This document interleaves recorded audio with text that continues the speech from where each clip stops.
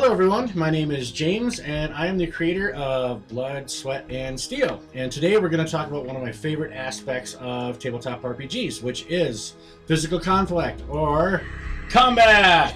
We're going to kill some stuff today. Helping me out today, I've got to my left, to your right on the screen there, we have Brett.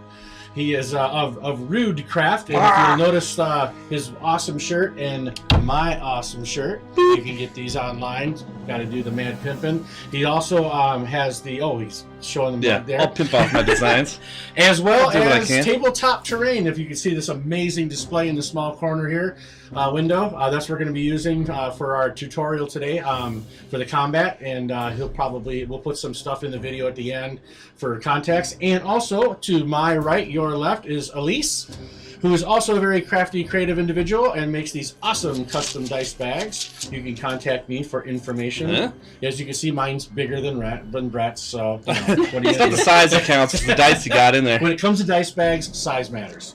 No. Okay, so before we dig in too deep, I thought it'd be a good idea to kind of go over some of the basics of conventional RPGs and how this game is a little bit different. So when I get into the rules, it'll make a lot more sense in context. So there's a couple of elements of Blood, Sweat, and Steel combat that I want to go over, and the first is simultaneous actions. So in a traditional RPG, you usually have initiative. Everyone rolls for initiative, and everyone takes turns between the good guys and the bad guys, taking their actions and seeing what happens. In a simultaneous combat system, everything kind of happens at once. So it's all considered to be simultaneous. So there's basically two phases to the exchange. The first phase of the exchange is you describe what your character would like to do, what they're intending to do. Once we have figured all that out, then it's basically opposed roles. So Brett's fighting a bad guy. He wants to attack. The bad guy wants to attack. Whoever wins the opposed role gets their action. So so they would get to do their action. The other side is considered to be reacting to that action. So whoever wins the opposed role, they get to take their action. Which does mean in this game it's possible to go several exchanges without actually doing anything if you keep losing your action. So it's important in this style of a game to do what your character is really, really good at when it really matters. Kind of important. Another aspect that's a little bit different is there are no hit points in this game. It uses non-linear wounds. So there are 4 different types of wounds, and I'm going to just pull up the character sheet for a second so you can kind of see here. Need a pencil? Yeah. At the bottom, you see there's in the lower left-hand corner of the character sheet, you have minor wounds, you have serious wounds, you have critical wounds, and traumatic wounds. So there are different types of wounds that have different consequences that come with them. We'll go into that in more detail, but basically instead of tracking hit points, you're tracking wounds. When you get hurt, your character is less able to do stuff, which makes them more susceptible to being really, really hurt and taken out of the game. So we'll explain that a little bit more. The last thing I just wanted to touch on real quick before we actually get into setting up a scene and doing combat is the zone-based movement. So Fate is kind of one of the more popular games out right now that uses that style of movement. So if you're used to a traditional game that uses grids with miniatures and you have like specified movement, you can move 6 squares or 5 squares depending on your character, that sort of movement. This is that just kind of more simplified. So the way a zone works is zones are roughly 25 to 30 foot areas.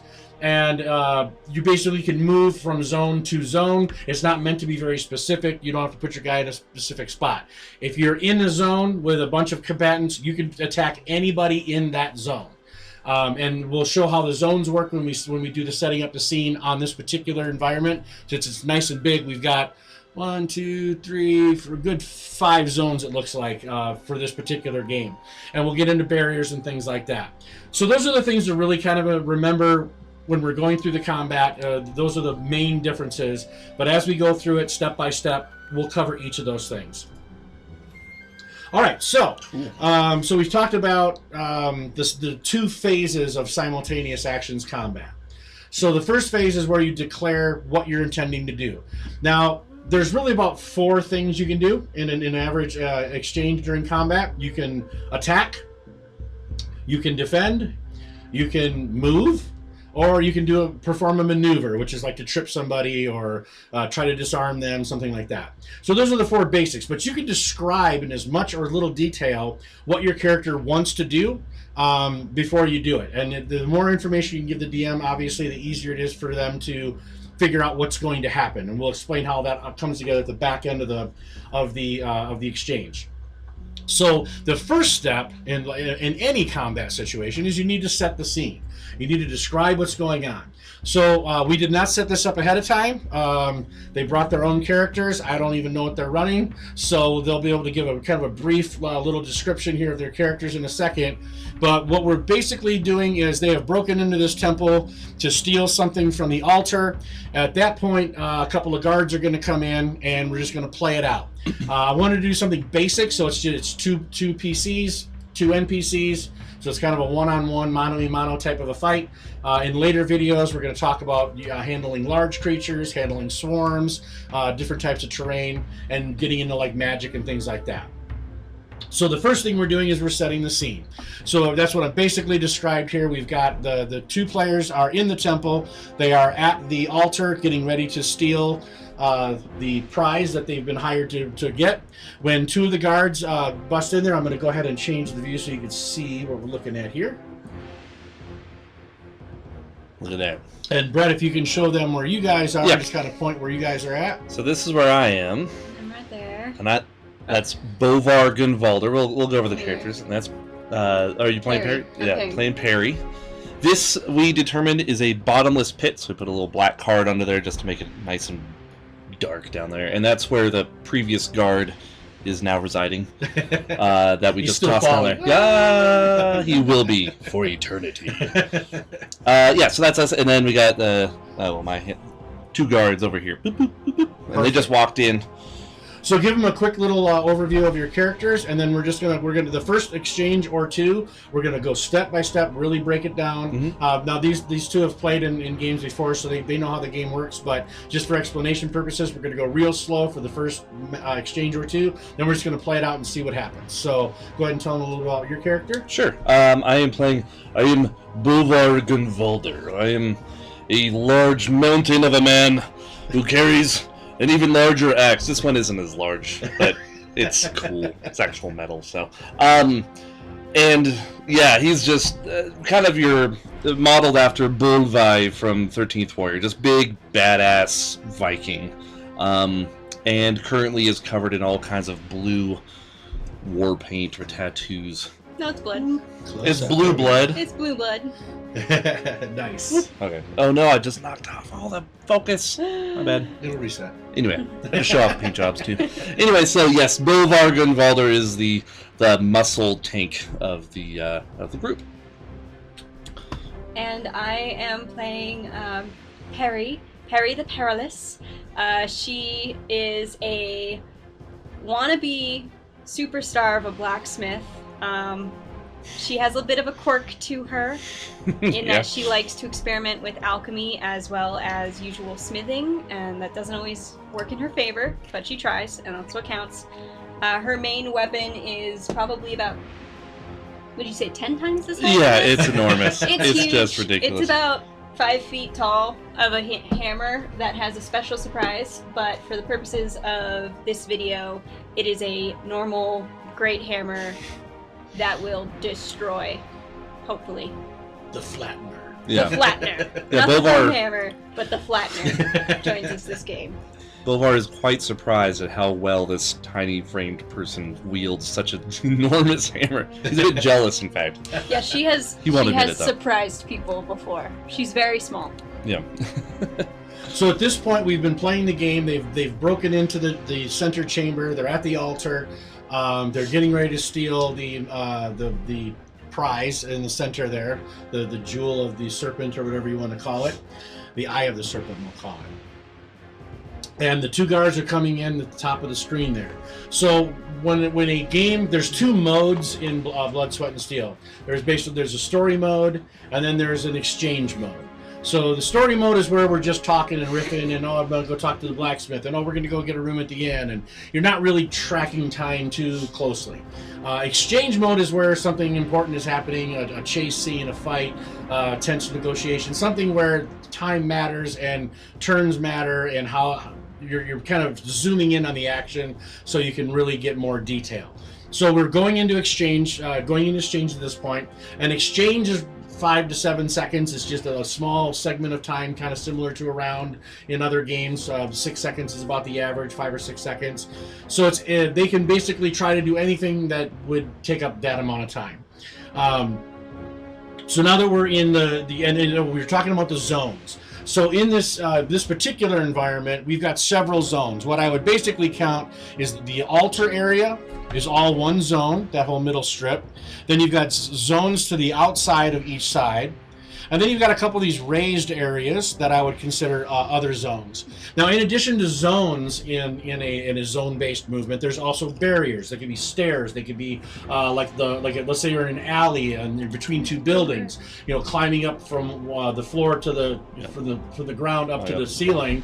That would be a barrier, and those usually require extra movement or extra time to traverse a barrier.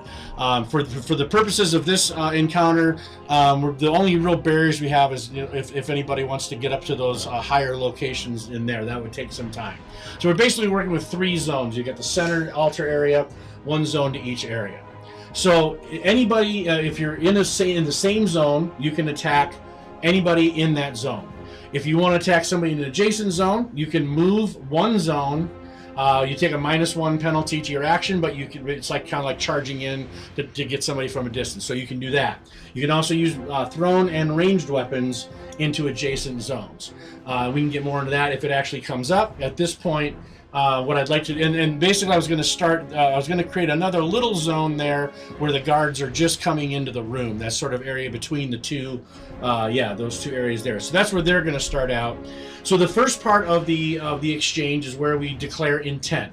So I've just described to the players that the guards have busted into the room, swords drawn, ready to take you guys down. What is Bolvar going to do? Bolvar shall take the eye of the serpent. I just happen to have this thing. That worked out well.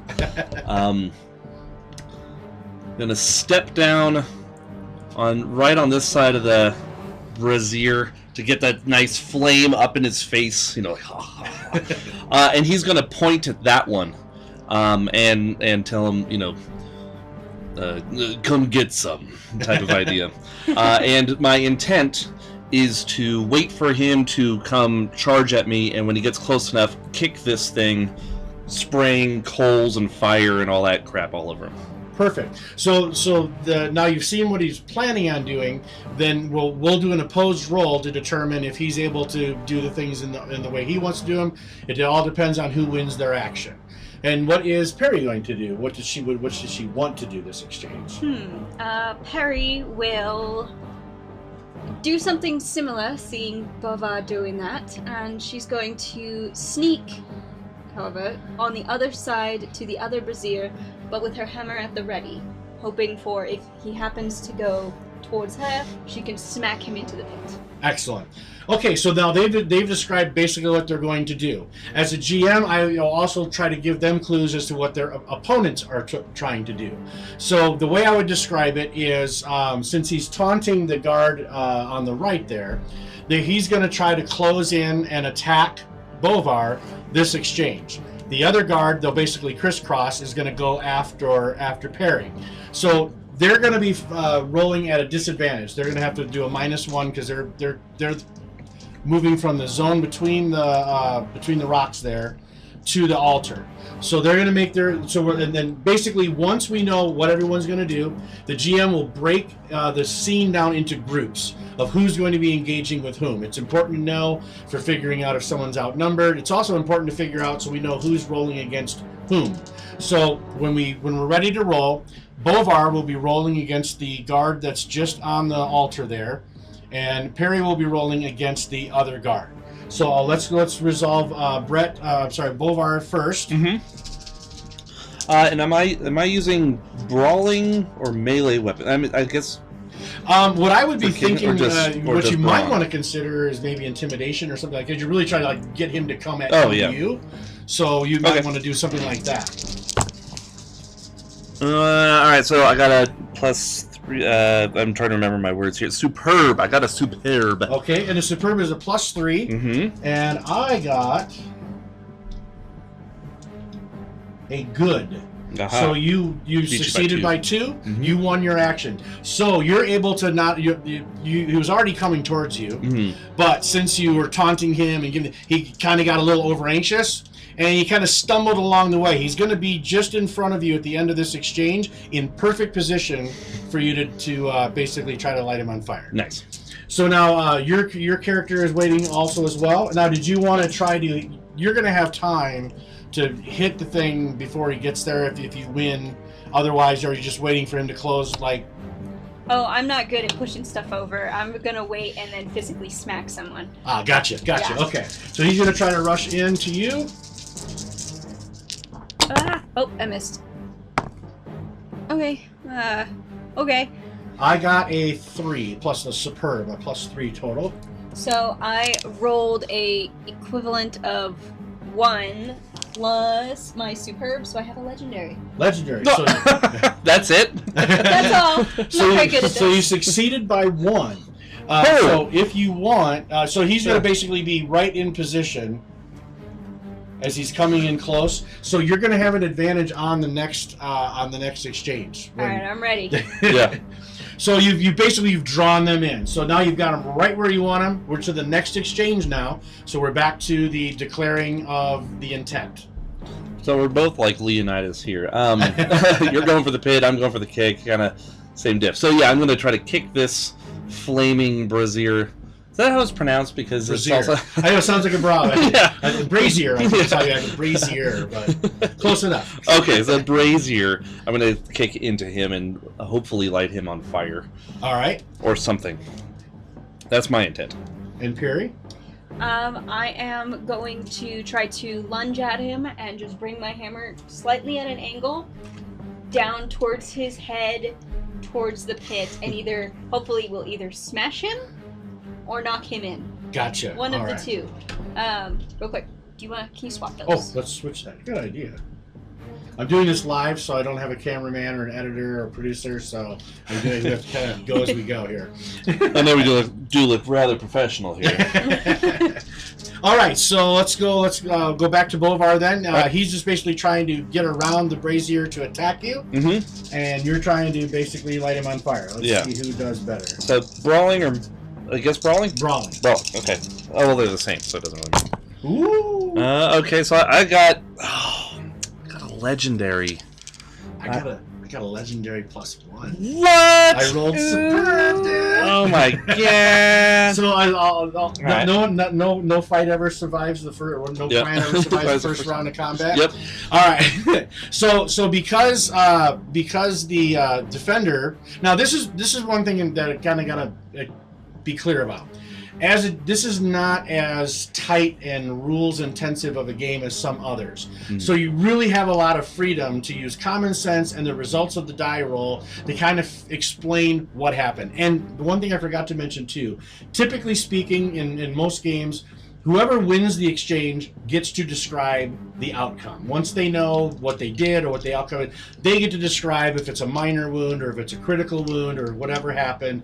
The winner describes. So in this case, the bad guy won the exchange by 1, so I get to describe. So the way I would basically describe it is that he basically avoided getting put on fire. So as Bovar kicks the brazier towards him, he's able to sidestep it, and maybe the brazier actually goes into the pit as you watch the fire slowly disappear into darkness.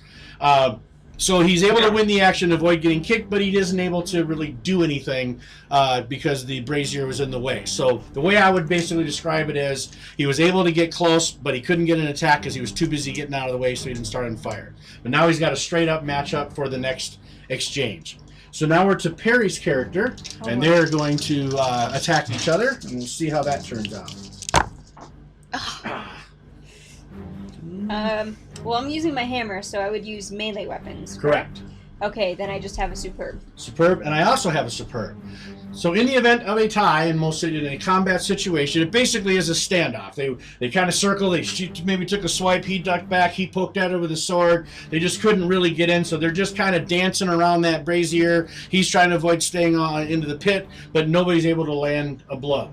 So basically, that round is a standoff, or that exchange. So now that's that exchange. Over. This is going a lot quicker than I thought it was going to go. Well, 2 players. We're already in the third stage. I forgot to mention this combat system's kind of quick because, like I said, you're kind of using a combination of rules and common sense. Now, there's some other things that I did want to touch on real quick. They're more advanced. We're kind of doing the basics, but now that we're already into our third exchange here, there's a couple other elements of the game that to keep in mind when you're playing. One of them is stances. So stances is generally your approach to how you're fighting. So the default is a normal or balanced stance. It's equally offensive and defensive. That's the default. That's just a regular roll. If you want to fight aggressively, which means you're trying to really go after the person to really do more damage, the way it works, because it's simultaneous actions, you take a -1 to your action. But if you win the action, you get a +2 to your result. So it's kind of like a power attack, and if anyone's familiar with like older versions of D&D, where you take a minus on your to hit, but you get a plus on your damage. It's the same thing, because you're not going to be as accurate, because you're kind of going aggro and trying to swing wildly and do as much damage as possible. Less accurate, but if you do hit, it's extra ouch. So that's the aggressive stance. You can also be cautious if you want to measure a character, an opponent. You're not quite sure how tough they are. You could get a +1 to your action, but if you win your action, you take a -2 to your result. You're being more cautious, so you're more likely to get your action, but you're not going to have as good a result because you were more worried about avoiding getting hurt than you were of actually doing anything. The third stance you can take is full defense. Full defense basically just gives you a +2 to your action, but even if you win your action, you don't actually do any damage. You're just basically making sure you don't get any ouch time. So those are the stances. And then the other thing that we have, another element, is maneuvers. Maneuvers are basically anything you're trying to do that is like tripping an opponent or tackling someone to the ground, trying to disarm them or take their weapon away. Any type of action like that would be considered a maneuver. Basically, to succeed on a maneuver, you need 3 or more successes to pull off the maneuver. So, for example, if Bovar wanted to try to grab the guard so he could throw him into the pit, that would be a maneuver. If he wins by 3 or more, he gets the hold of the character. There's other rules that after that happens on how to manage it, but that's basically the other 2 elements I wanted to talk about. So in addition to your regular attack, move, defend, you've got stances, and you've got maneuvers to try. So now we're going to go into our third exchange. We got basically a even fight at this point. We haven't had any damage, so Bovar, you've got him in front of you. He was able to sidestep the brazier, but now he's looking like he's a little confident. Yeah, now I'm angry. So, quick question. Can you combine an aggressive stance with a maneuver? Yes. Okay. I would like to aggressively... I don't know how you possibly guessed exactly what I wanted to do. Not that I'm known for doing certain things. I would like to aggressively grab the guy by the throat and then choke slam him into the pit. Okay, and he looks like he's just coming at you with his sword. He's got a little swagger because your first little move didn't work. He's got a little grin, so he's just coming in. That was my ploy, to get him to feel more confident. And I shall exploit this because I'm so smart. Yes. All right, and Perry. Definitely smart. So you were able to fend him off, but he's looking like he wants to come at you. All right. I would like to, keeping it simple, I think I would like to try again, but this time I'm just going to bring it straight down onto his head. All right. No more pit business. No more of this pit business. Regular attack. All right, so Bovar, let's see what happens with the aggressive attack. He's also going aggressive since he was kind of so this is like 2 bulls in a china shop going at each other here. So I get I get a +1 to my roll, and I have to try to beat him by 4 or by 3. If you're going aggressive, it's a -1 to the roll. To your roll plus +2 2 if you succeed. Okay, well, we shall see. Let's see how this goes. Ooh, not good.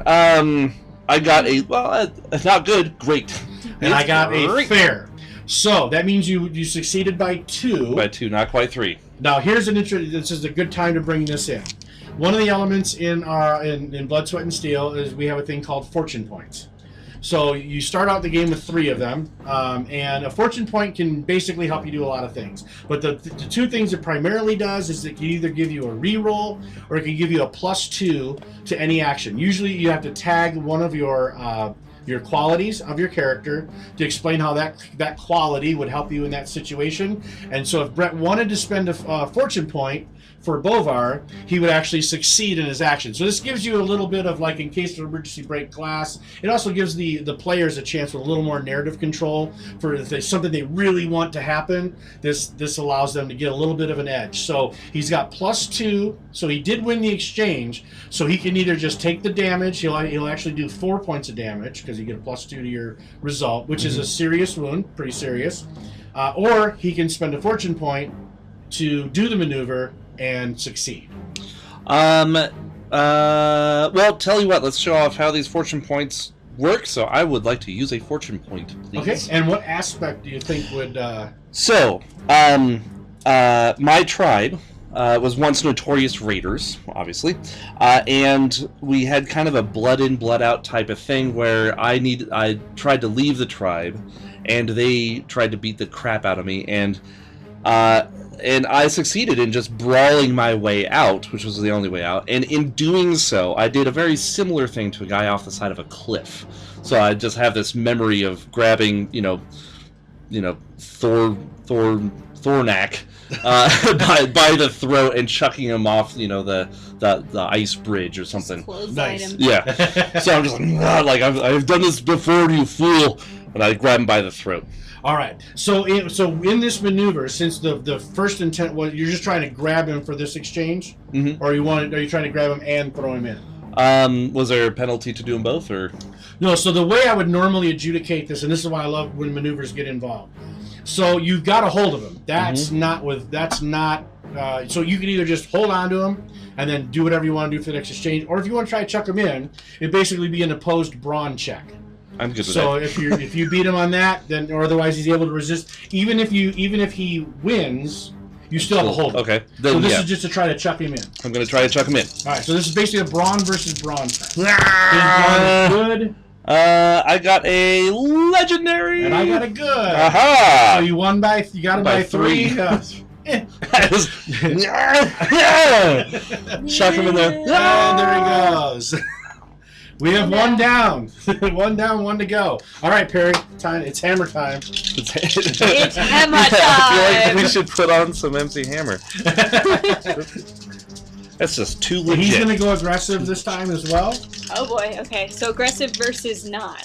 Versus just normal, right? Yep. Okay. That's just going to be a great. I also got a great. All right, we're tied. It's another standoff. Well, he's holding his own, but he's obviously not feeling comfortable enough just bull rushing you. So he's kind of still keeping his distance, kind of dancing around the brazier. But he also just heard a ah! As he glances over his shoulder, he notices he's outnumbered. All right, so we're to the next exchange. So it looks like the guard that is remaining is going to do everything he can to keep himself away from Bovar. So it looks like he's going to try to go. He's going to quickly. It looks like he's pouncing to lunge right at you, try to take you out quick before the other guy gets over there. What are you going to do this exchange? Jump the pit. Let's not. Suddenly Okay. the battle What's is Bovar's pitched into agility? darkness. At what point do I do something just to show something off for this thing? That would be suicide. No, that would be a very bad idea with this character. Well, then the combat would continue, just free falling to the other guy. Yeah, it's like He's fighting off like the forever. Balrog. and, Stop you know. for a sandwich. Yeah. Unpack some rations. Yeah, he's not dead yet.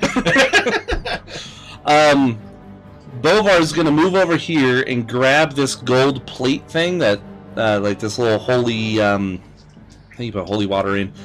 He's just gonna grab it and, like a frisbee, wing it at this dude All right. and try to. So bonk with it. basically, Bovar will be using his ranged weapons because he's basically throwing an item, Mhm. and he's going to be trying to take out the guard with the large platter. You better roll well Yeah. and not hit Perry. So I mentioned will before, try. he's going aggressive. He looks like he wants to just come in and take you out. And are I'm you going going defensive. defensive? Buying time. So that means you get a +2 to your roll. All right, and defense would be which one of?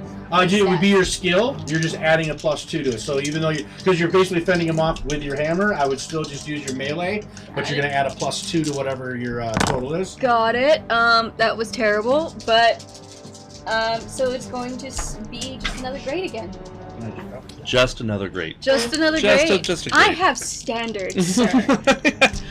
And does that total or No, that was just my straight roll plus my melee. so you actually are a +4 then? yeah, total, so plus okay. 4. So I got a legendary then total. Excellent. And what did you get for your toss? A good. A good, which is what I got. Oh. So we tied on that. So one of the things now, technically, it's not a 2-on-1 because one's ranged and one's melee. If Bovar was to close in and they were both attacking the guard at the same time, then we would have an outnumbering rule. So when a character is outnumbered, the outnumbered character gets a -1 for every creature beyond the first around them. So if this guard was surrounded by 4 people, he'd be at a -3 for his action. To make it matters even worse for the outnumbered person, they must tie or beat everyone they're fighting to win their action. Otherwise, they don't get their action. So this is a game mechanic that would be really, really fun in like a zombie apocalypse type game or something where there's like lots of not very high powered things, but lots of them. Because being outnumbered in this game can get you into trouble really, really quick. So basically the effect was you successfully, easily stayed out of his way. Partially was partially dodging a large metal platter that was coming in. I just stood behind the hammer, just blocked everything. So being that it was a tie for this one, yeah, it just missed him. But now he realizes he's kind of a 2-on-1. He's kind of doing this back and forth, like what to do. He still feels like his chances are better with you because you I haven't hit him hit yet. So we're to a new exchange. I think we're on exchange 5 already. So what is Perry going to do?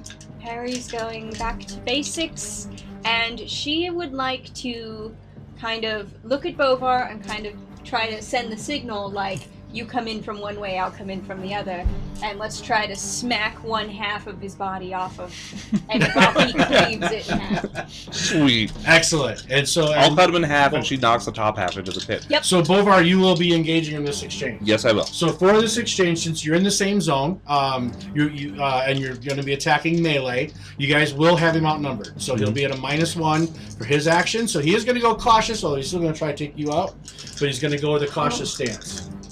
So let's go ahead and we'll resolve, since you're already engaged with him, we'll do you first, and then we'll roll Bovar in.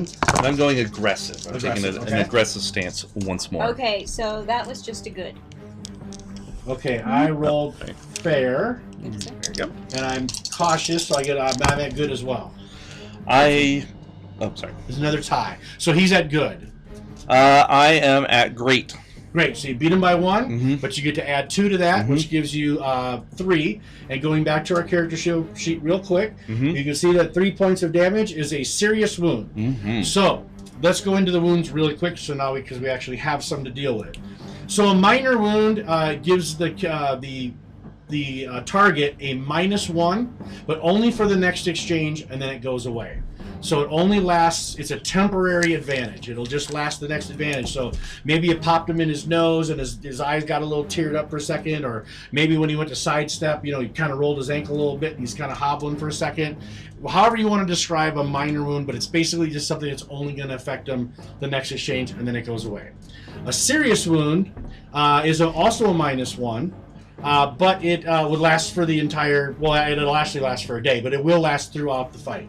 So whoever gets that wound will have it at least through the rest of this scene. The other thing is there's a thing called a gut check for serious and more serious, critical, and traumatic wounds. They make a gut check. This is against their will. The gut check determines if anything extra bad happens. So, for example, with a serious wound, if a character fails their gut check, they're stunned for the next round, which is all they can do is cover up and defend themselves. They can't move, can't do a maneuver, can't attack. You're basically just kind of spending an exchange, just trying not to die. If you fail on a critical, you're dying. That's the character condition that you get. Now you're not going to just die randomly, or you don't. It's a narrative term, but it means like after the fight, if you don't do something to stabilize that character, they will bleed out and die. Okay. Now a traumatic wound, if you take 7 or more points in a single exchange, you are taken out with a traumatic wound. Traumatic wound, you are automatically dying if you take a traumatic wound. The gut check determines if you are instantly killed or if you're just dying. So that's how those work. So he took a serious wound, which means he'll be at a -1 for the rest of the exchange. And here we go. And if he fails, he will be stunned the next round. And all he'll be able to do is defend himself. And one thing, when you are stunned, you can't use stances either. So you can't do like, I'm stunned, so I'm going to go full defensive. It doesn't work that way. You're not really strategically defending. You're literally just covering up and just trying to survive for a few seconds. All right. Can I say I cut his ear off? What's that? Cut his ear off. Like, it's something he can still fight, but he's like, oh, God! Like, just, oh, totally. And this is where, like I said, this is where it comes into, once the players are comfortable with the game, winner gets to describe. So as long as their description matches the severity of the outcome, you should totally roll with it. I mean, yeah, that's a pretty major thing, but it won't stop him from fighting. It won't stop him, and it doesn't really impede him, except that he won't hear as much out of that side. All right, so he has survived. Where are we at? I just got a little bit turned around because I was explaining the.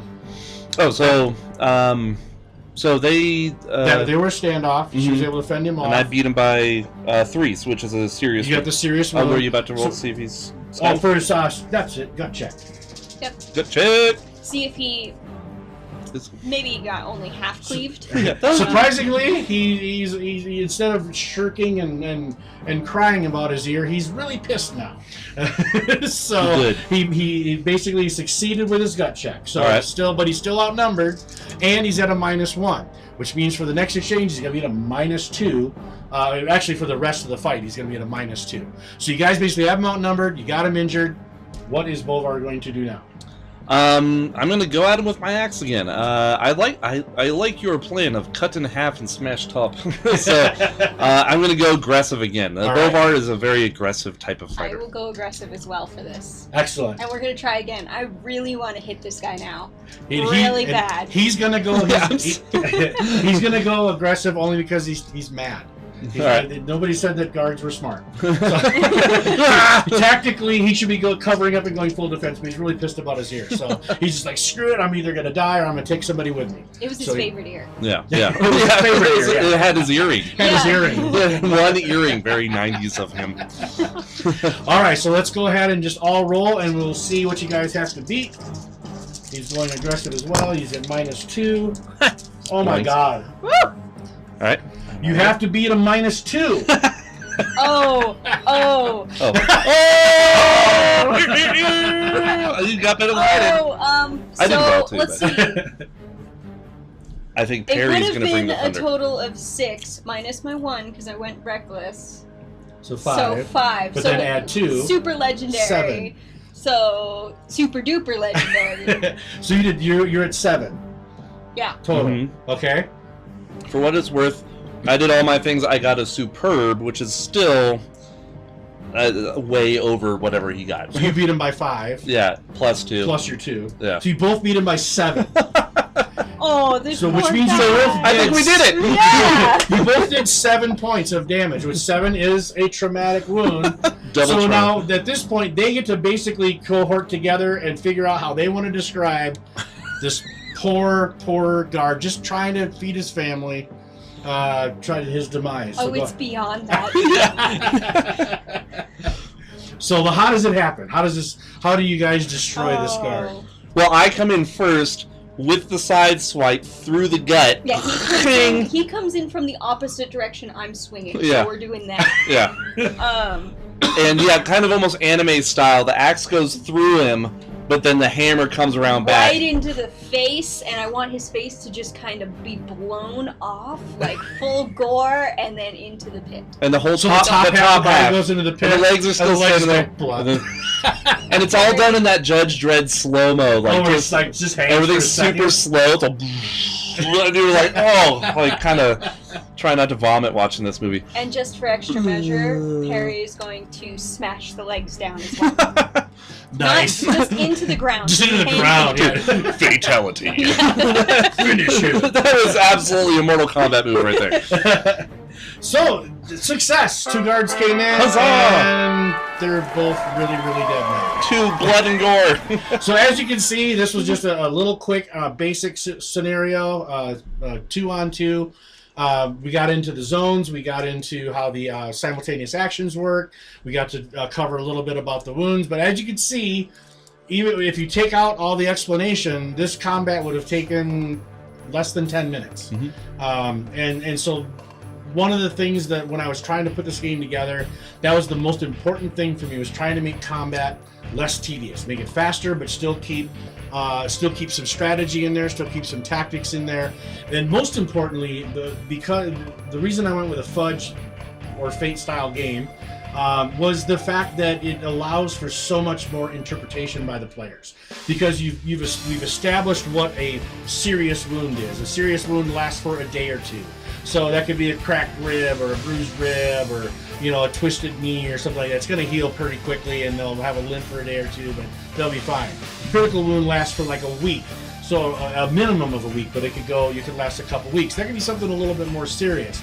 And a traumatic wound is something that was bad enough to take them out. That could be internal bleeding, that could be broken bones, severed limbs. You know, you can have lots of fun with the traumatic wounds. Chopped in half. Yeah. And one of the things I also wanted to point out is the one thing that I'm kind of lucky here is both of my players here today are pretty experienced with Dungeons & Dragons, which is obviously the most popular role-playing game in the world and probably will be forever. And what I like about bringing people from that system into this system is when you give somebody the context for wounds.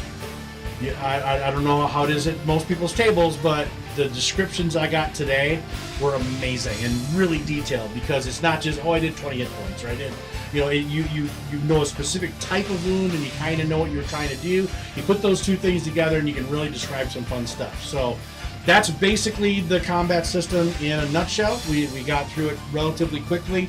I'm going to be doing more videos on like fighting large creatures, fighting swarms. I want to also get into like where magic comes into play, because magic is not very combat friendly in this game because it's a slower process. But there are magical items and there are types of things that, like Perry's character, her hammer actually she built has an alchemical head on it that she can trigger basically with a small explosive that puts a lot of oomph behind the strike once it hits something. It basically like isn't like a spring-loaded kind of a thing at the head. So yeah, it's a pressure not plate. only does she have the momentum of the swing, then it's doing something on top of that. So there's things like that where it gets a little bit more complicated. Also, ranged combat can be a little bit tricky for a lot of folks, figuring in range and things like that. I'm going to do more videos. I just wanted to give a real basic on how quick it is to set up a scene and how quickly it plays and how the descriptions work.